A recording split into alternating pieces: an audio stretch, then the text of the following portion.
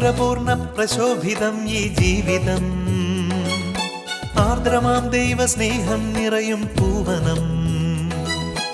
ആതുരപൂർണ്ണ പ്രശോഭിതം ഈ ജീവിതം, ആർദ്രമാം ദൈവസ്നേഹം നിറയും പൂവനം. സ്നേഹദീപനാളമായി വിളങ്ങും ധന്യജീവിതം.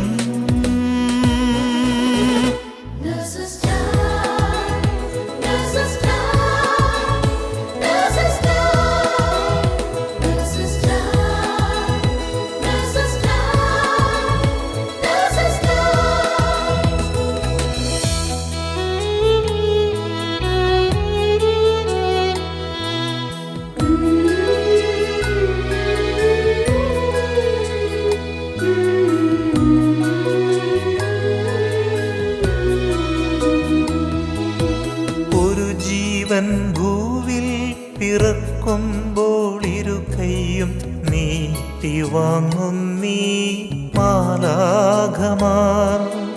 ഒരു ജീവൻ മണ്ണിൽ പൊലിയുമ്പോൾ അരികെ ശാന്തമായ യാത്രയാക്കിയിടും ഭൂവിലെ മാലാഖമാർ.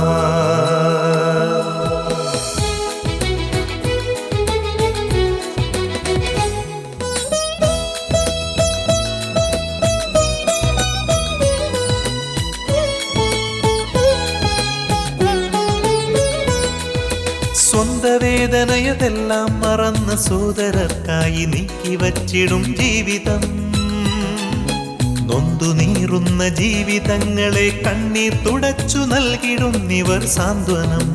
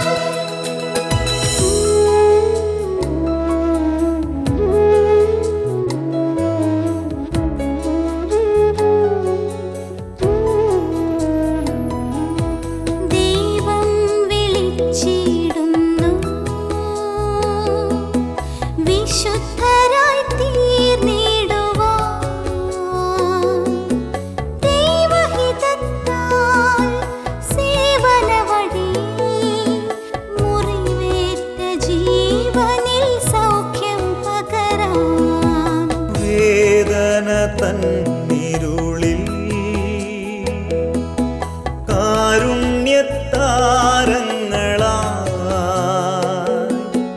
ലോകം മുഴുവൻ ദീപ്തി പരത്താൻ പോകാം, യേശുവിൻ സാക്ഷ്യം നൽകാം.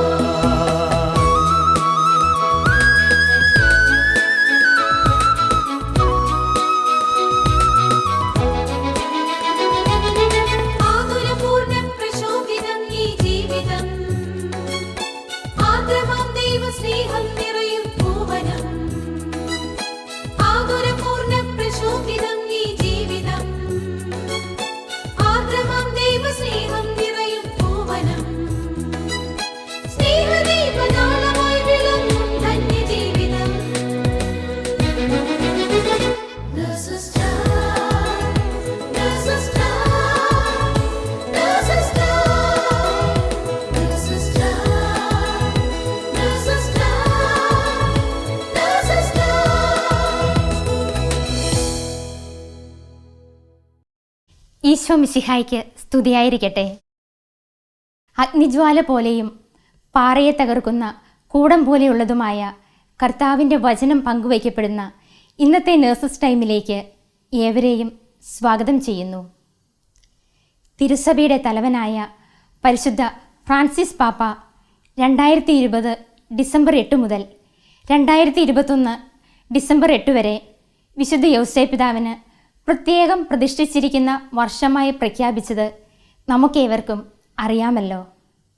ഇന്ന് ബഹുമാനപ്പെട്ട ജോയി അച്ഛനിലൂടെ വിശുദ്ധ യൗസേപ്പ് പിതാവിൻ്റെ പുണ്യങ്ങൾ വചനത്തിലൂടെ നാം ശ്രവിക്കുമ്പോൾ ആ പുണ്യങ്ങൾ നമുക്കും ലഭിക്കാനായി ഈ പുതുവർഷത്തിൽ ആത്മാർത്ഥമായി നമുക്ക് പ്രാർത്ഥിക്കാം. ഈശോയിലേറ്റം സ്നേഹം നിറഞ്ഞ നേഴ്സ് സഹോദരി സഹോദരന്മാരെ, ഇതാ നമ്മൾ പുതുവർഷത്തിലായി. 2021 ഓരോ ദിനങ്ങളും സന്തോഷത്തിൻ്റെയും സമാധാനത്തിൻ്റെയും സാഹോദര്യത്തിൻ്റെയും സൗഖ്യത്തിൻ്റെയും അനുഭവങ്ങളുള്ള ദിനങ്ങളാകട്ടെ എന്ന് സ്നേഹപൂർവ്വം ആശംസിക്കുകയാണ്. ഇങ്ങനെ നമ്മൾ സമാശ്വസിക്കുമ്പോഴും ശരിക്കും 2020 പശ്ചാത്തലം നമുക്ക് അത്ര സന്തോഷഭരിതമല്ലായിരുന്നു എന്ന് നമുക്കറിയാം. 2019 അവസാനവും 2020 ആദ്യവും നമ്മൾ ആഗ്രഹിച്ച പലതും ഒരുപക്ഷെ ഈ 2020 നടന്നിട്ടുണ്ടാവില്ല എന്നുള്ളത് മാത്രമല്ല, രോഗാതുരമായ പല അനുഭവങ്ങളിലൂടെയും നമ്മൾ കടന്നുപോയി. എനിക്ക് തോന്നുന്നു ഏറ്റവും അധികം സ്പർശനത്തെ ഭയപ്പെട്ട ഒരു കാലഘട്ടമാണ് ശരിക്കും കടന്നുപോയത്, ഒരു വർഷമാണ് കടന്നുപോയത്, അല്ലെങ്കിൽ ഒരു കാലം തന്നെയാണ് കടന്നുപോയത്. നമ്മുടെ ആരുടെയും ജീവിതത്തിൽ ഇതുപോലെ തട്ടാതെയും മുട്ടാതെയും ജീവിക്കാൻ പഠിച്ച ഒരു കാലം ഇതിനു മുമ്പ് ഉണ്ടായിട്ടില്ല. അപ്പോൾ ശരിക്കും സ്പർശനത്തെ ആശങ്കയോടെ ഭീതിയോടെ കണ്ടൊരു കാലം. ശരിക്കും നമ്മൾ സാധാരണ നമ്മുടെ ഒരു അനുദിന ജീവിതത്തിലെ പല നിഷ്ഠകളെയും ഇത് മാറ്റിമറിച്ചു കഴിഞ്ഞു. അതായത് 2019 അല്ലെങ്കിൽ 2020 ആദ്യത്തിലോ ഇങ്ങനെ മാസ്ക് വെച്ച് നടക്കുന്നവരൊന്നും കണ്ടുമുട്ടാറില്ല. ഇനി ഒരുപക്ഷെ അങ്ങനെ കാണുകയാണെങ്കിൽ തന്നെ അങ്ങനെയുള്ളവർ ഏതെങ്കിലുമൊക്കെ രോഗത്തിന് അടിമപ്പെട്ടിരിക്കും, അല്ലെങ്കിൽ രോഗ നിവാരണത്തിന് വേണ്ടി അത് ധരിച്ചുകൊണ്ട് ഇരിക്കുന്നതാണെന്നൊക്കെ നമ്മൾ വിചാരിക്കുമായിരിക്കും. പക്ഷേ ഇപ്പോൾ അങ്ങനെയല്ലല്ലോ. ഇപ്പോൾ മാസ്ക് ധരിക്കുന്നത് ഒരു രോഗപ്രതിരോധമാണ്, രോഗലക്ഷണമേ അല്ല, രോഗപ്രതിരോധമാണ്. പ്രത്യേകിച്ച് നേഴ്സ് സഹോദരന്മാർ, നിങ്ങളൊക്കെ ICUയിലോ അല്ലെങ്കിൽ ഓപ്പറേഷൻ തിയേറ്ററിലോ ഇങ്ങനെയുള്ള എല്ലാ പാരഫെർനാലിയസും ഒക്കെ ഇടുന്ന ആളുകളാണ്. പക്ഷേ ഈ പുറത്ത് നാട്ടിൻപുറങ്ങളിൽ ഇങ്ങനെ യാത്രകളിലൊക്കെ ആളുകൾ ഈ മാസ്ക് ധരിച്ച് പോകും നമ്മൾ ചിന്തിച്ചിട്ട് പോലുമില്ല. പക്ഷേ ഇന്ന് നമ്മുടെ ജീവിതത്തിൻ്റെ അവിഭാജ്യ ഘടകമായിട്ട് മാറി. അതിനകത്ത് ആർക്കും ഒരു സങ്കോചവും ഇല്ല. ഇനി അത് മാത്രമല്ല, ആരെങ്കിലും മാസ്ക് ധരിക്കാതെ പോകുന്നതാണ് ഇന്ന് പ്രശ്നം. ആ പോലീസ് പിടിച്ച് പിഴയടിക്കുന്ന ഒരു ശിക്ഷ പോലെയായിട്ട് അത് മാറിയിട്ടുണ്ട്. അപ്പം മാസ്ക് ധരിക്കുന്നത് ജീവിതത്തിൻ്റെ അവിഭാജ്യ ഘടകമായിട്ട് മാറി. മാത്രമല്ല, കുറച്ച് നാൾ മുമ്പ്, ഇപ്പോൾ കഴിഞ്ഞ വർഷങ്ങളിലൊക്കെ ഇടയ്ക്കിടയ്ക്ക് കൈ കഴുകുന്ന ഒരു സമ്പ്രദായം അങ്ങനെ ആരെങ്കിലും ഒക്കെ ഒരു ജീവിത ശൈലി ഉണ്ടെങ്കിൽ നമ്മൾ അങ്ങനെയുള്ളവരെ ചികിത്സിക്കാൻ കൊണ്ടുപോകായിരുന്നു, മേ ബി സൈക്കിക് എന്നൊക്കെ ചിന്തിക്കുമായിരുന്നു. കാരണം ഇടയ്ക്കിടയ്ക്ക് കൈ കഴുകുന്നത് രോഗലക്ഷണമായിട്ടാണ് കണ്ടിരുന്നത്. പക്ഷെ ഇപ്പം അങ്ങനെയല്ല. ഇപ്പോൾ ഇടയ്ക്ക് കൈ കഴുകിയില്ലെങ്കിലാണ് പ്രശ്നം. അപ്പോൾ അതും നമ്മുടെ ജീവിതത്തിൻ്റെ ഭാഗമായിട്ട് മാറി. ഒരു സോഷ്യൽ ഡിസ്റ്റൻസിങ്, സാമൂഹ്യ അകലം പാലിക്കുന്നത്, അടുപ്പക്കാർ തമ്മിൽ അകലമായിട്ട് ഇരിക്കുന്നത് വല്ലാത്ത മനപ്രയാസം ഉണ്ടാക്കുന്ന കാര്യമാണ്. അങ്ങനെ ആരെങ്കിലുമൊക്കെ അടുപ്പക്കാർ അകലം പാലിച്ചാണ് ജീവിക്കുന്നതെങ്കിൽ ഉടനെ നമ്മൾ പറയും ഒന്ന് പോയി കുമ്പസാരിക്കുക, അല്ലെങ്കിൽ ഒരു അച്ഛനെ പോയി കാണുക, അല്ലെങ്കിൽ ഒരു ധ്യാനത്തിന് പോ, അങ്ങനെയൊക്കെ നമ്മൾ പറയായിരുന്നു. ഇപ്പം അങ്ങനെയല്ല. ഇപ്പോൾ വല്ലാതെ അടുപ്പം കാണിച്ച് വരുമ്പോൾ നമ്മൾ ഉടനെ തന്നെ ഒരു കയ്യകലം മാറി നിൽക്കുന്ന ഒരു ജീവിത ശൈലിയിലേക്ക് നമ്മൾ പെട്ടെന്ന് മാറിക്കഴിഞ്ഞു. ഇനി അത് മാത്രമാണോ, ഒരു ഡിജിറ്റൽ വേൾഡിലേക്ക് നമ്മൾ തുറന്നു കഴിഞ്ഞല്ലോ. ഇപ്പോൾ സ്മാർട്ട് ഫോൺ കളിപ്പാട്ടം പോലെയായി. മുമ്പൊക്കെ പിള്ളേർക്ക് സ്മാർട്ട് ഫോൺ നമ്മൾ കൊടുക്കില്ലായിരുന്നു. ഇപ്പോൾ പിള്ളേർക്ക് മാതാപിതാക്കൾ സ്മാർട്ട് ഫോൺ അങ്ങോട്ട് കൊടുക്കണം. കാരണം എന്താ, ക്ലാസ്സുകളൊക്കെ ഓൺലൈനായി. പള്ളികളൊക്കെ അടച്ചു, അത് തുറന്നു. പക്ഷെ എന്നാലും പള്ളിയിലേക്ക് വരാൻ പലർക്കും ഒരു സങ്കോചമുണ്ട്, ഒരു ഭീതിയാണ്, പേടിയാണ്. അപ്പം ഓൺലൈൻ കുർബാനകളായി, ഓൺലൈൻ സർവീസുകളായി, ഓൺലൈൻ ശുശ്രൂഷകളായി, ഇതൊക്കെ ഇങ്ങനെ നടക്കുന്നു. നമ്മുടെ ജീവിതത്തിലേക്ക് ഡിജിറ്റൽ വേൾഡ് ശരിക്കും അങ്ങോട്ട് ഇടിച്ച് കയറി കഴിഞ്ഞു. ഇനി അത് മാത്രമാണോ, നമ്മളെ ഇടയ്ക്കൊക്കെ പറയാറുണ്ടല്ലോ, വീട്ടിൽ ഇരുന്ന് കഴിഞ്ഞിട്ടുണ്ടെങ്കിൽ പണി ആരെങ്കിലും വീട്ടിൽ കൊണ്ടുവന്ന് തരുമോ? പക്ഷേ ഇപ്പം അങ്ങനെയല്ല. IT വേൾഡിലുള്ള ചെറുപ്പക്കാർ എല്ലാവരും, ഇപ്പോൾ മിക്കവരും തന്നെ ഭൂരിഭാഗം പേരും ഇപ്പോൾ വീട്ടിലിരുന്നാണ് പണി. ഇപ്പോൾ വീട്ടിലിരുന്ന് പണി ചെയ്യുന്ന ഒരവസ്ഥയായി. ഓഫീസ് എന്നൊക്കെ പറയുന്നത് ഒരു ഓഫീസ് സമുച്ചയം എന്നുള്ള ചിന്തകളൊക്കെ വഴിമാറി. ഇപ്പോൾ ഓഫീസൊക്കെ മേഘങ്ങൾക്കിടയിലാണ്. അതുപോലെ നമ്മുടെ ജീവിതത്തെ ആകമാനം മാറ്റിമറിച്ച ഒരു പശ്ചാത്തലത്തിൽ നിന്നുകൊണ്ടാണ് 2021 നമ്മൾ സ്വാഗതം ചെയ്യുന്നത്.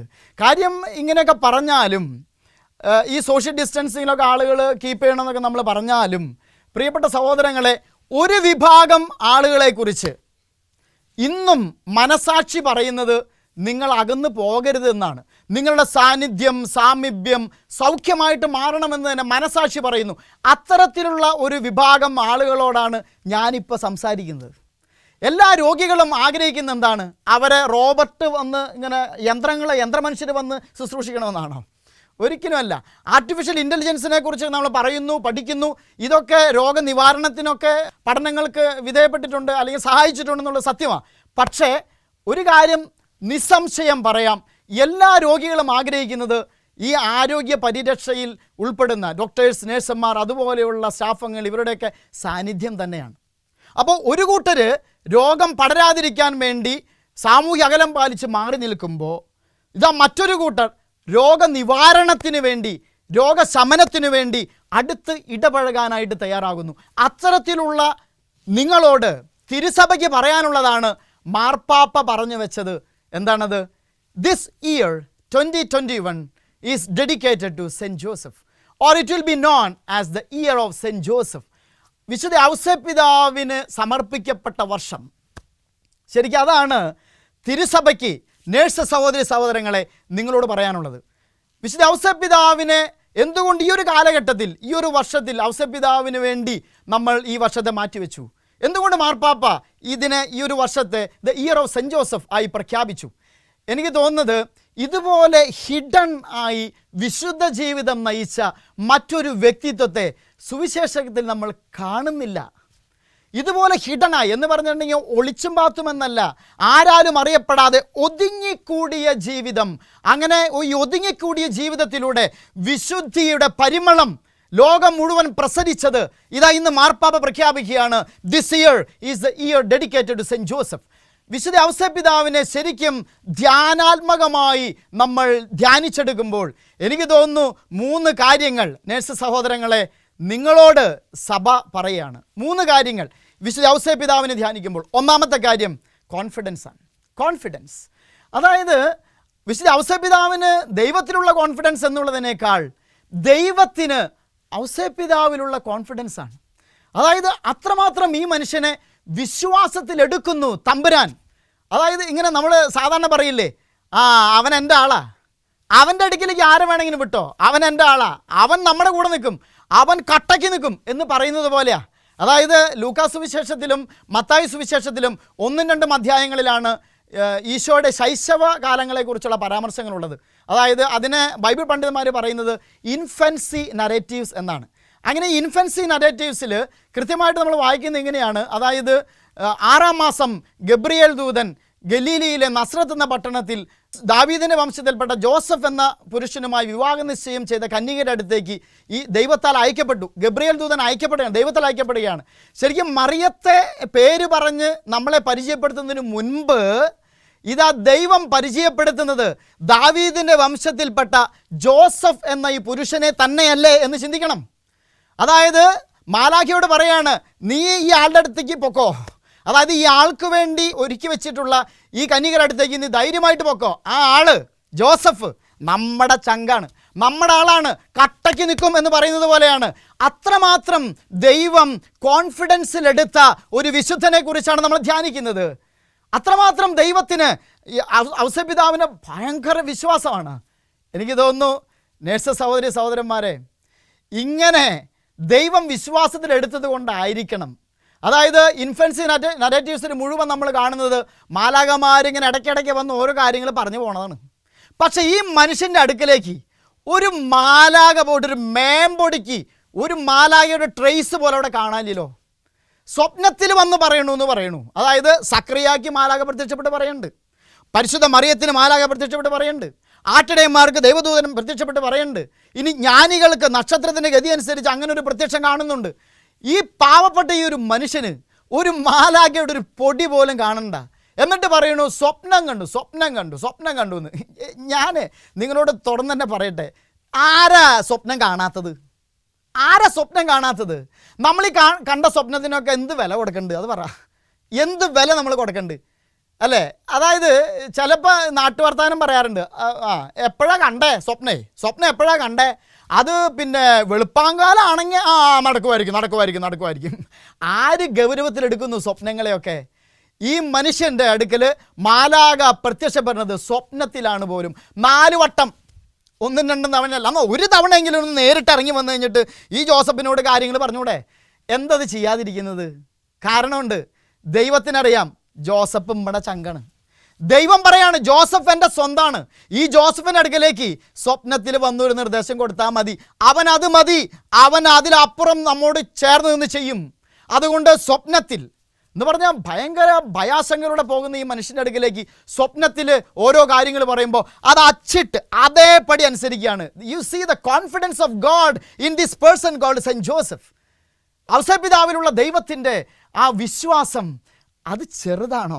എത്ര വലുതാണ് പ്രിയപ്പെട്ടവരെ. എനിക്ക് തോന്നുന്നു ഈ ഒരു കാലഘട്ടത്തിൽ ദൈവം വിശ്വാസത്തിലെടുത്തൊരു സമൂഹം ഉണ്ടെങ്കിൽ അത് നിങ്ങളാണ്. ഇതുപോലെ രോഗാതുരമായ അവസ്ഥയിൽ കോവിഡിനെയും പേടിച്ച് മാസ്കും ധരിച്ച് സാനിറ്റൈസും ചെയ്ത് പിന്നെ സാമൂഹിക അകലം പാലിച്ച് എവിടെയും തട്ടാതെയും മുട്ടാതെയും ഒക്കെ മനുഷ്യരിങ്ങനെ നടക്കുമ്പോൾ കുറേ പേര് ഒന്നിനെയും കൂസാതെ ധൈര്യമായിട്ട് മുന്നോട്ട് ചാടി ഇറങ്ങി വരുന്നു. എന്നിട്ട് പറയുന്നു, ഈ രോഗികളായ രോഗികൾക്ക് രോഗശമനം വരെ ഞങ്ങളുണ്ടെന്ന് പറയുന്നു. അങ്ങനെയുള്ള കുറേ പേരെ തമ്പരാൻ മാറ്റി നിർത്തിയതല്ല എന്ന് ആർക്ക് പറയാൻ പറ്റും? എൻ്റെ വിശ്വാസം എന്നെ പറയാൻ പ്രേരിപ്പിക്കുന്ന ഇതാണ്: നിങ്ങളെ ദൈവം കോൺഫിഡൻസിലെടുത്തിട്ടുണ്ട്. ദൈവം നിങ്ങളിൽ വിശ്വസ്തത കണ്ടെത്തിയിരിക്കുന്നു. ദൈവം നിങ്ങളിൽ സ്നേഹം കണ്ടെത്തിയിരിക്കുന്നു. ദൈവം നിങ്ങളിൽ കാരുണ്യം കണ്ടെത്തിയിരിക്കുന്നു. ആ നിങ്ങളോ ദൈവത്തിൽ കോൺഫിഡൻസ് കണ്ടെത്തിയേ മതിയാകൂ. നമ്മൾ ദൈവത്തിൽ വിശ്വസ്തത കണ്ടെത്തിയേ മതിയാകൂ. എൻ്റെ ദൈവം വിശ്വസ്തനാണ്, എൻ്റെ ദൈവം കാരുണ്യവാനാണ്. ആ ദൈവം എന്നെ ഏൽപ്പിച്ച് ശുശ്രൂഷ ചെയ്യാൻ എൻ്റെ ജീവൻ വരെ ത്യജിക്കേണ്ടി വന്നാലും ഞാൻ മുന്നിട്ടിറങ്ങും എന്ന് പറയുന്ന ആ ഒരു കോൺഫിഡൻസ് ഉണ്ടല്ലോ, അത് ചന്തയിൽ വിലയ്ക്കും കിട്ടില്ല പ്രിയപ്പെട്ടവരെ. മനസ്സിലാക്കണം, അത് മനമുരുകി ധ്യാനത്തിലൂടെ മാത്രമേ കിട്ടുള്ളൂ. അതാണ് സെൻറ്റ് ജോസഫ് ഔസേപ്പിതാവ് നമ്മെ പഠിപ്പിക്കുന്നത്. ഒറ്റ കാര്യം, the main important point: have confidence. Have confidence. The one who has called you is holy. Have confidence in the one who has called you to this special and very special mission. 2021, let it be an year of confidence. An year of confidence in the Heavenly Father, in the Triune God and in the Holy Spirit and the very work that you are doing. വളരെ പ്രധാനപ്പെട്ട കാര്യമാണിത്. ദൈവത്തിൽ വിശ്വാസം കണ്ടെത്തുക, ദൈവത്തിൽ വിശ്വസ്തത കണ്ടെത്തുക, ദൈവത്തിൽ കോൺഫിഡൻസ് ആയിരിക്കുക. അത് ഒന്നാമത്തെ കാര്യം. വീണ്ടും നമ്മൾ ധ്യാനിക്കുമ്പോൾ ഈ മനുഷ്യൻ ചില്ലറക്കാരനല്ലാട്ടാ. എന്തെല്ലാം ആശങ്കകളിലൂടെയാണ് ഈ മനുഷ്യൻ കടന്നു പോകുന്നത്. സെക്കൻഡ് പോയിന്റ് ഈസ് പ്രോവിഡൻസ് എന്ന് പറയാം. പ്രോവിഡൻസ്, അതായത് ഒന്നാമത്തെ കോൺഫിഡൻസാണ്, രണ്ടാമത്തെ പ്രോവിഡൻസാണ്. അതായത് പ്രോവിഡൻസ് എന്ന് പറയുന്നത് ദൈവത്തെക്കുറിച്ചാണ്, ദൈവത്തിൻ്റെ പരിപാലന. ഇവിടെ ദൈവത്തിൻ്റെ പരിപാലന നമുക്കറിയാം. അതുമാത്രമല്ല, ഇവിടെ തിരുക്കുടുംബത്തിൻ്റെ പാലകൻ എന്നാണ് ഔസേപ്പിതാവ് അറിയപ്പെടുന്നത്. തിരുക്കുടുംബത്തിൻ്റെ പാലകൻ. അപ്പോൾ പ്രൊവൈഡറാ, ഹീ പ്രൊവൈഡ്സ്. അപ്പം ഇത്രയും പ്രോവിഡൻസ് ആയിട്ട് നമ്മൾ കാണുന്നത് ഏത് വിധത്തിലാണെന്നുള്ളതാണ് ധ്യാന വിഷയമാക്കുന്നത്. ഇദ്ദേഹത്തിന് ഇതുപോലെ കെയർ, ഇതുപോലൊരു കരുതൽ, ഇതുപോലെ ഒരു ജാഗ്രത ഒക്കെ നൽകുന്ന പ്രചോദനം എന്താണ്?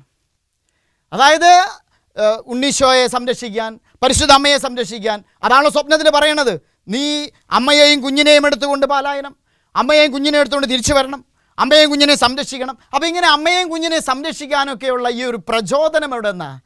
ഞാൻ ധ്യാനിക്കുമ്പോൾ എനിക്ക് മനസ്സിലാക്കാൻ പറ്റിയൊരു കാര്യം ഇതാണ്. അതായത് ഇദ്ദേഹത്തിൻ്റെ പ്രചോദനം ഇദ്ദേഹത്തിൻ്റെ ആശങ്കയിൽ നിന്നാണ്. ആശങ്കയിൽ നിന്നും പരിഭ്രാന്തിയിൽ നിന്നും ഒരു പ്രചോദനമുണ്ടോ? ഉറക്കമില്ലാത്ത രാവുകളാണ് ആ പാവപ്പെട്ട മനുഷ്യന്. പകൽ സമയം മുഴുവൻ പരിഭ്രാന്തിയിലാണ് ഈ മനുഷ്യൻ. കാരണം ദൈവം മേൽപ്പിച്ച ഈ അമ്മയെയും കുഞ്ഞിനെയും സംരക്ഷിക്കണം. അതായത് അത് തുടക്കം മുതലുണ്ട്. ഈ കുഞ്ഞ് ജനിക്കുന്നതിന് മുൻപേ ഉണ്ട്, ഉരുവായ നിമിഷം മുതലേ ഉണ്ട്. അതായത് എന്ത്? കന്യക ഗർഭം ധരിച്ച് പുത്രനെ പ്രസവിക്കും. ആർക്ക് മനസ്സിലാവാനാ? മനസ്സിലാകണ ഭാഷയാണോ ഇത്? സാധാരണ മനസ്സിലാവണ ഭാഷയാണോ? ഇങ്ങനെ മനസ്സിലാകാതെ പരിഭ്രാന്തിയിലായിരിക്കുമ്പോൾ ഇത് തള്ളണോ കൊള്ളണോ, തള്ളാനും വയ്യ കൊള്ളാനും വയ്യ, അങ്ങനെ വല്ലാത്തൊരവസ്ഥയിലാണ് ഔസേപ്പിതാവ്. അപ്പോൾ ആശങ്കകളാണ്, സംശയങ്ങളാണ്, പരിമിതികളാണ്. ഇങ്ങനെ ആശങ്കകളും പരിഭ്രാന്തിയും സംശയങ്ങളും ഒക്കെ ഉടലെടുക്കുന്ന ആ മനുഷ്യൻ്റെ മനസ്സിലേക്ക് ഒരു കുളിർത്തന്നൽ പോലെയാണ് സ്വപ്നത്തിൽ ദൈവത്തിൻ്റെ ദൂതൻ പ്രത്യക്ഷപ്പെട്ട് പറയണത്, ഇത് ദൈവത്തിൻ്റെ തിരഞ്ഞെടുപ്പാണ്, ഇത് ദൈവത്തിൻ്റെ പ്രവർത്തനമാണ്, അതുകൊണ്ട് നീ ശങ്കിക്കേണ്ട എന്ന് പറഞ്ഞാൽ ഭയാശങ്കകളുടെ മനുഷ്യനാണ് അദ്ദേഹം. മാലാഖ പറയുന്നുണ്ട്, മറിയത്തെ ഭാര്യയായി സ്വീകരിക്കാൻ നീ ശങ്കിക്കേണ്ട എന്ന് പറഞ്ഞ വല്ലാത്തൊരു സംശയം ആ മനുഷ്യൻ്റെ ഉള്ളിലുണ്ട്. ഏത് മനുഷ്യൻ്റെ ഉള്ളിലാണ് ഇല്ലാത്തതെന്ന് പറയൂ? നമ്മുടെ എല്ലാവരുടെയും അവസ്ഥയല്ലേ ഈ ഔസേപ്പിതാവിൻ്റെ മനസ്സിൻ്റെ അവസ്ഥ എന്ന് പറയുന്നത്. അപ്പം ഇങ്ങനെ പരിഭ്രാന്തിയിലായിരിക്കുമ്പോൾ, ഇങ്ങനെ സംശയത്തിലായിരിക്കുമ്പോൾ ആ സംശയവും പരിഭ്രാന്തിയുമെല്ലാം ഒരു പ്രചോദനമായിട്ട് മാറുന്നു. എന്തിനുള്ള പ്രചോദനം? ദൈവം എന്തു പറഞ്ഞോ അത് അനുസരിക്കാനുള്ള പ്രചോദനം. അപ്പോൾ നമ്മളും സംശയങ്ങളുടെ കടന്നു പോകും, നമ്മളും പ്രാരാബ്ധങ്ങളുടെ കടന്നു പോകും, നമ്മളും വിഷമവൃത്തങ്ങളുടെ കടന്നു പോകും. അപ്പോൾ പ്രിയപ്പെട്ട സഹോദരങ്ങളെ മനസ്സിലാക്കണം, നേശ സഹോദരി സഹോദരന്മാരെ, നിങ്ങൾക്കും ഉണ്ടാകില്ലേ ഇതുപോലെയുള്ള സംശയങ്ങളും പ്രയാസങ്ങളും ഒക്കെ? ഒരു നേഴ്സിൻ്റെ അനുഭവം പറഞ്ഞത് ഓർക്കുക. അതായത് കോവിഡ് വളരെയധികം ബാധിച്ചിരിക്കുന്ന ആ ഒരു ഹോസ്പിറ്റലിൽ ശുശ്രൂഷ കഴിഞ്ഞ് മടങ്ങി വരുമ്പോൾ സ്വന്തം വീട്ടിലേക്ക് എത്തുമ്പോൾ ഈ നേഴ്സമ്മയ്ക്ക് പ്രത്യേക മുറിയാണ്. കുഞ്ഞുമക്കളുണ്ട്, പറക്കമുറ്റാത്ത കുഞ്ഞുമക്കളാണ്. ഈ കുഞ്ഞുമക്കളുടെ അടുക്കിലേക്ക് സമ്പർക്കം പാടില്ല. അപ്പോൾ ഉടനെ തൊട്ട് അപ്പുറത്തെ മുറിയിൽ നിന്നും കുഞ്ഞ് ഇങ്ങനെ വിളിച്ച് വലിയ വായിൽ ഇങ്ങനെ കരയാണ്, അമ്മേ അമ്മേ എനിക്കിന്ന് അമ്മയുടെ കൂടെ കിടക്കണം, അമ്മയുടെ കൂടെ കിടക്കണം. എത്ര ദിവസമായി അമ്മയുടെ കൂടെ കിടന്നിട്ട്, അമ്മ എപ്പോഴും ഇവിടെ വന്നു പോകുന്നു, അമ്മയൊന്ന് കാണണം, അമ്മയുടെ കൂടെ ഇരിക്കണം, അമ്മയുടെ കൂടെ കിടക്കണം. ഒരു കൊച്ചു കുഞ്ഞിൻ്റെ ആഗ്രഹം അത് അസ്ഥാനത്തെന്ന് പറയാൻ പറ്റുമോ? ഈ അമ്മ വിളിച്ചു കൂവുന്നുണ്ട്, മോളെ ഇപ്പം പപ്പയുടെ കൂടെ നിന്നാൽ മതി, പപ്പയുടെ കൂടെ നിന്നാൽ മതി, ചേച്ചിമാരുടെ കൂടെ നിന്നാൽ മതി. പക്ഷെ കുഞ്ഞിന് ആശ്വാസമില്ല. കുഞ്ഞ് പറയുന്നത് ഇന്ന് അമ്മയുടെ കൂടെ കിടക്കണം, അമ്മയുടെ കൂടെ കിടക്കണം. ഈ അമ്മ തിരിഞ്ഞ് മറിഞ്ഞ് കിടക്കുമ്പോൾ, കണ്ണുനീരോടുകൂടെ തലയണ നനയുമ്പോൾ, പ്രിയപ്പെട്ട സഹോദരി സഹോദരന്മാരെ ഓർക്കണം, ആശങ്കകളില്ലേ, ആകുലതകളില്ലേ, സംശയങ്ങളില്ലേ, ചോദ്യങ്ങളില്ലേ, വൈ മീ ചോദ്യങ്ങളില്ലേ? ഇങ്ങനെ ആശങ്കകളും സംശയങ്ങളും ചോദ്യങ്ങളും ഒന്നിനു പുറകെ ഒന്നായി വരുമ്പോൾ, just look at this man. ഔസേപ്പിതാവിനെ നോക്കണം. ഔസേപ്പിതാവിൻ്റെ ഈ ഒരു പ്രോവിഡൻസ്, ഈ ഒരു പരിപാലനം വരുന്നത് ദൈവത്തിലുള്ള അടിയുറച്ച വിശ്വാസത്തിൽ നിന്നാണ്. നമുക്ക് മറ്റൊന്നും പറയാനില്ല, മറ്റൊന്നും ചിന്തിക്കാനുമില്ല. നമ്മളും ജാഗ്രതയോടുകൂടെ ഈ രോഗികളെ ശുശ്രൂഷിക്കുന്നു, ജാഗ്രതയോടുകൂടെ കുടുംബത്തെ ശുശ്രൂഷിക്കുന്നു, ജാഗ്രതയോടുകൂടെ ഭാവിയെ കാണുന്നു. ഈ ജാഗ്രത നമ്മളെ നയിക്കേണ്ടത് കർത്താവിനെ അള്ളിപ്പിടിക്കാനാണ്. വിശുദ്ധ ഔസേപ്പിതാവിന് എങ്ങനെയാണോ ദൈവത്തിൽ ആ ഒരു കോൺഫിഡൻസ് ഉണ്ടായത്, അതുപോലെ തന്നെ. So this is A ear of confidence and this is A ear of Providence. നമുക്ക് എന്തെല്ലാം ആകുലതകളും ഉത്കണ്ഠകളും ഉണ്ടായാൽ തന്നെയും നമ്മൾ ധൈര്യമായിട്ട് മുമ്പോട്ട് പോകും. കാരണം നമ്മളെ വിളിച്ച തമ്പുരാൻ നമ്മുടെ കൂടെയുണ്ട്. മക്കളെക്കുറിച്ച് ആശങ്കകളുണ്ട്, അവരുടെ ഭാവിയെക്കുറിച്ച് ആശങ്കകളുണ്ട്. പ്രത്യേകിച്ച് വിശ്വാസരംഗത്ത് വളരെ സജീവമായിരിക്കുന്ന എന്നെ ശ്രമിക്കുന്ന നേഴ്സ് സഹോദരി സഹോദരന്മാർ, നിങ്ങൾക്ക് നിങ്ങളുടെ കൗമാരപ്രായക്കാരെക്കുറിച്ചും യുവജനങ്ങളെക്കുറിച്ചും നിങ്ങളുടെ കുഞ്ഞുങ്ങളെക്കുറിച്ചും ആകുലതകളുണ്ട്. അത് അവരുടെ ഭൗതികമായ ജീവിതാവസ്ഥയെക്കുറിച്ച് മാത്രമുള്ള ആകുലത അല്ല എന്ന് എനിക്ക് ഇപ്പം പറയാൻ പറ്റും. അവരുടെ ആത്മീയ ജീവിതത്തെക്കുറിച്ചുള്ള ആകുലത കൂടിയാണ്. കാരണം പള്ളികളൊക്കെ അടച്ചു. പല രാജ്യങ്ങളിലും പള്ളികൾ തുറന്നിട്ടുണ്ട്. പള്ളികൾ തുറന്നിട്ടും ഇപ്പം എന്തായി? പലർക്കും പള്ളിയിലേക്ക് വരണ്ട. പ്രത്യേകിച്ച് പ്രായക്കാർക്ക് പള്ളിയിലേക്ക് വരണ്ട, യുവജനങ്ങൾക്ക് പള്ളിയിലേക്ക് വരണ്ട. ഇതെല്ലാം കണ്ടും കേട്ടും നീറിയ മനസ്സോടുകൂടെ നിൽക്കുന്ന നേഴ്സ് സഹോദരി സഹോദരന്മാരെ, ആശങ്കകളല്ലേ ഇതെല്ലാം? ഉത്തരങ്ങളില്ലാത്ത ചോദ്യങ്ങളല്ലേ ഇതെല്ലാം? ഈ മക്കൾ ഭാവിയിൽ ആരായിത്തീരും? ഈ കുഞ്ഞ് ആരായിത്തീരും? അപ്പോഴൊക്കെ നമ്മളെ പിടിച്ചു നിർത്തുന്നത് ഈ തമ്പുരാനിലുള്ള കോൺഫിഡൻസ് അല്ലേ? അതുകൊണ്ട് ദൈവത്തിലുള്ള വിശ്വാസം നമ്മളെ മറ്റുള്ളവരെ പരിപാലിക്കാൻ പ്രചോദിപ്പിക്കുന്നു. അതാണ് രണ്ടാമത്തെ കാര്യം. മൂന്നാമത്തെ കാര്യം ഇതാണ്, അത് പെട്ടെന്ന് മനസ്സിലാക്കാൻ പറ്റുമെന്നറിയില്ല. ഒരു മാർജിനലൈസ്ഡ് ആണ്. അതായത് മാറ്റി നിർത്തപ്പെട്ടവൻ എന്ന് ഔസേപ്പിതാവിനെ വിളിക്കാൻ പറ്റില്ല, പക്ഷേ സ്വയം മാറി നിന്നവൻ എന്ന് പറയണം. സ്വയം മാറി നിന്നവൻ, അതായത് ഇതുപോലെ എന്തെല്ലാം പ്രയാസങ്ങളോട് കടന്നു പോകുന്നുണ്ടോ അതിലൂടെ എല്ലാം കടന്നു പോയപ്പോഴും ഈ അമ്മയെയും കുഞ്ഞിനെയും സംരക്ഷിക്കുമ്പോഴും, അതായത് സ്വപ്നത്തിൽ വന്ന് പറയുന്നുണ്ട്, ഈ കുഞ്ഞിൻ്റെ പൊക്കിൾക്കുടിയുടെ മുറിവ് ഉണങ്ങുന്നതിന് മുൻപെന്നൊക്കെ വേണമെങ്കിൽ ചിന്തിക്കാവുന്ന പോലെയാണ് കാര്യങ്ങൾ. അതായത് ബെത്ലഹേമിൽ നിന്നും ഉടനെ തന്നെ പാലായനം. എവിടേക്ക്? ഈജിപ്തിലേക്ക് പാലായനം. അങ്ങനെ കിട്ടാവുന്ന സ്പീഡിൽ പരമാവധി വേഗത്തിൽ എത്രയും പെട്ടെന്ന് രക്ഷപ്പെടാനുള്ള വെപ്രാളവും തത്രപ്പാടൊക്കെയാണ്. അങ്ങനെ രക്ഷപ്പെട്ട് ഓടി അവിടെ ചെന്ന് 18 ഇടങ്ങളിൽ ഒളിച്ച് താമസിച്ചു എന്നാ. അതായത് വിശുദ്ധ നാടുകളൊക്കെ സന്ദർശിക്കാനുള്ള അവസരം കിട്ടിയിട്ടുള്ളവർക്ക് അത് പെട്ടെന്ന് പറഞ്ഞാൽ മനസ്സിലാവും. ഈജിപ്തിൽ 18 ഇടങ്ങളിൽ ആ ചുരുങ്ങിയ കാലങ്ങളിൽ ഈ ഔസേപ്പിതാവും മാതാവും ഉണ്ണീശോയും ഒളിച്ച് താമസിച്ചു എന്നുള്ള. ഈ ഒളിച്ച് താമസിക്കുമ്പോഴോ അന്നന്ന് വേണ്ട തന്നെ ആഹാരത്തിന് വക വേണ്ടേ? അപ്പോൾ he looked upon his own family with his own trade എന്ന് വേണമെങ്കിൽ പറയാം. അപ്പോൾ ആശാരിപ്പണി കണ്ടെത്താനായിട്ടുള്ള പരക്കം പാച്ചിൽ, അങ്ങനെ ഒരു കുടുംബത്തിന് വേണ്ടി എന്തെല്ലാം കാര്യങ്ങൾ ചെയ്തോ, ഇതെല്ലാം ചെയ്തിട്ടും ഇങ്ങനെയൊക്കെ അമ്മയെയും കുഞ്ഞിനെയും സംരക്ഷിച്ചിട്ടും മടങ്ങി വരേണ്ട കൽപ്പന കിട്ടി മടങ്ങി വരുമ്പോഴും പ്രിയപ്പെട്ടവരെ ശ്രദ്ധിക്കണം, ഒരക്ഷരം ഈ മനുഷ്യൻ മിണ്ടുന്നുണ്ടോ? ഒരക്ഷരം വിശുദ്ധ ഔസേപ്പിതാവിൻ്റേതെന്ന് പറഞ്ഞ് വിശുദ്ധ ഗ്രന്ഥത്തിൽ രേഖപ്പെടുത്തിയിട്ടുണ്ടോ? ഇല്ലല്ലോ. എല്ലാവരും സംസാരിക്കുന്നുണ്ട്.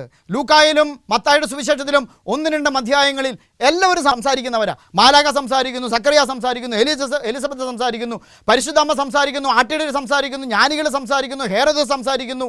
പക്ഷേ ഇവിടെ ഈ ഒരു മനുഷ്യൻ ഒരൊറ്റൊരക്ഷരം മിണ്ടുന്നില്ല. പതുക്കെ എല്ലാ കർത്തവ്യങ്ങളും ചെയ്ത് എല്ലാ ഉത്തരവാദിത്തങ്ങളും ചെയ്ത് പതുക്കെ മാറി നിൽക്കുകയാണ്. മാർജിനലൈസ്ഡ്, മാറി നിൽക്കുകയാണ്. സ്വയം പിൻവാങ്ങുന്ന ഒരു വിശുദ്ധനെയാണ് നമ്മൾ വിശുദ്ധ ഔസേപ്പിതാവിൽ കാണുന്നത്. പ്രിയപ്പെട്ട സഹോദരി സഹോദരന്മാരെ, നമുക്ക് പ്രയാസങ്ങളും പ്രതിസന്ധികളും വരുമ്പോൾ ആവലാദികളെ കെട്ടുകളഴിക്കാം, കണ്ടമാനം പറഞ്ഞുകൊണ്ടിരിക്കാം. നമുക്ക് ഐശ്വര്യങ്ങളും ഉണർവും ഉണ്ടാകുമ്പോൾ, അനുഗ്രഹങ്ങളുണ്ടാകുമ്പോൾ നമുക്ക് സാക്ഷ്യങ്ങൾ വലിയ വായിൽ പറയാം, ഹല്ലേലൂയ സ്തുതികൾ വലിയ വായിൽ പറയാം. പക്ഷെ ഇവിടെ ഒരു മനുഷ്യൻ മൗനിയാകുന്നു, ശരിക്കും ഒരു മുനിയെ പോലെ മൗനിയായിട്ട് മാറുന്നു. എന്നിട്ട് പതുക്കെ പിൻവാങ്ങുകയാണ്. എനിക്ക് നേഴ്സ് സഹോദരന്മാരെ നിങ്ങളോട് പറയാനുള്ളത്, this year N year of silence as well. അതായത് മൗനത്തിൻ്റെ വർഷമാണിത്. അതായത് മാർജിനൽ ആകാനുള്ള വർഷമാണിത്. എൻ ഇയർ ഓഫ് മാർജിനലൈസ്ഡ് എന്ന് പറയുമ്പോൾ തെറ്റിദ്ധരിക്കപ്പെടാം. അതുകൊണ്ടാണ് ഞാൻ പറയുന്നത്, ഇത് കൊട്ടിഘോഷിക്കേണ്ട ഒരു വർഷമല്ല. പതുക്കെ നമ്മുടെ ഉള്ളിലേക്ക് തന്നെ ഒന്ന് ധ്യാനാത്മകമായി ഒന്ന് ഇരുന്ന് ചിന്തിക്കാനുള്ള സമയമാണ് 2021 എന്ന് പറയുന്നത്. അതാണ് വിശുദ്ധിയുടെ മാർഗമായിട്ട് വിശുദ്ധ ഔസേപ്പിതാവ് കാണിച്ചു തരുന്നത്. വിശുദ്ധി നമ്മുടെ അടുക്കളയിൽ, നമ്മുടെ കിടപ്പുമുറികളിൽ, നമ്മുടെ ഭവനങ്ങളിൽ വിശുദ്ധി വളരേണ്ട ഒരു കാലഘട്ടത്തെക്കുറിച്ചാണ് തിരുസഭ വിശുദ്ധ ഔസേപ്പിതാവിൻ്റെ വർഷം പ്രഖ്യാപിക്കുമ്പോൾ നമ്മോട് പറയാതെ പറയുന്നത്. എന്നെ ശ്രവിക്കുന്ന നേഴ്സ് സഹോദരന്മാരെ, 3 കാര്യങ്ങൾ മറക്കാതിരിക്കാം. Have confidence in the lord who has called you to this ministry. രണ്ടാമത്, a ear of providence, care and cure. മൂന്നാമത്, ഇത് സൈലൻസിൻ്റെ, അതായത് നിശബ്ദതയുടെ. വിശുദ്ധി നമ്മുടെ അകത്തളങ്ങളിൽ വളർന്നു വരേണ്ട ഒരു വർഷം കൂടിയാണ്. ഏവർക്കും പുതുവത്സരത്തിൻ്റെ മംഗളങ്ങൾ സ്നേഹപൂർവ്വം ആശംസിക്കുന്നു. വിശുദ്ധ ഔസേപ്പിതാവ് തിരുക്കുടുംബത്തിൻ്റെ പാലകൻ നമ്മുടെ കുടുംബത്തെയും നമ്മുടെ ശുശ്രൂഷകളെയും പരിപാലിക്കട്ടെ. വിശുദ്ധ ഔസേപ്പിതാവിൻ്റെ മധ്യസ്ഥം വഴിയായി നമ്മൾ വിശുദ്ധിയിലേക്ക് വളർന്നു വരട്ടെ പ്രാർത്ഥിക്കുന്നു. പിതാവിൻ്റെയും പുത്രൻ്റെയും പരിശുദ്ധാത്മാവിൻ്റെ നാമത്തിൽ ആമേൻ. ദൈവം അനുഗ്രഹിക്കട്ടെ.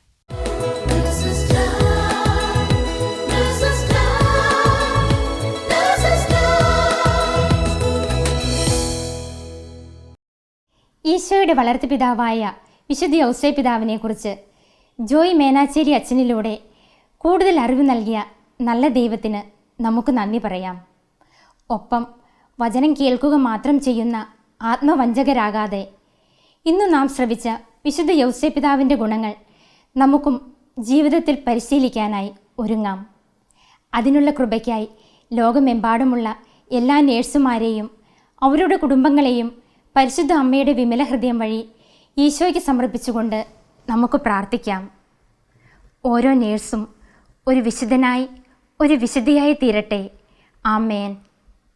ദൈവമാതാവും ഞങ്ങളുടെ അമ്മയുമായ കന്യകാമറിയമേ, ഫാത്തിമാനാഥേ, എന്നെയും എൻ്റെ കുടുംബത്തെയും തിരുസഭയെയും മാനവകുലത്തെയും ലോകമെമ്പാടുമുള്ള നേഴ്സുമാരെയും അങ്ങേ വിമല ഹൃദയത്തിന് പ്രതിഷ്ഠിക്കുന്നു. അങ്ങേ ശക്തിയുള്ള സംരക്ഷണത്തിൽ ഞങ്ങളെ കാത്തുകൊള്ളണമേ. ആത്മീയവും ശാരീരികവുമായ സകല അപകടങ്ങളിലും ക്ലേശങ്ങളിലും നിന്ന് ഞങ്ങളെ രക്ഷിച്ചു കൊള്ളണമേ. എല്ലാറ്റിലും ദൈവേഷ്ടം കണ്ടെത്തി നിറവേറ്റുവാനും യേശുവിൻ്റെ തിരുഹൃദയത്തിന് പ്രീതികരമായ വിധത്തിൽ ജീവിച്ച് സ്വർഗഭാഗ്യത്തിൽ എത്തിച്ചേരുവാനും കാരുണ്യനാഥേ, ഞങ്ങളുടെ സ്നേഹമുള്ള അമ്മേ, ഞങ്ങളെ സഹായിക്കണമേ. ആമേൻ.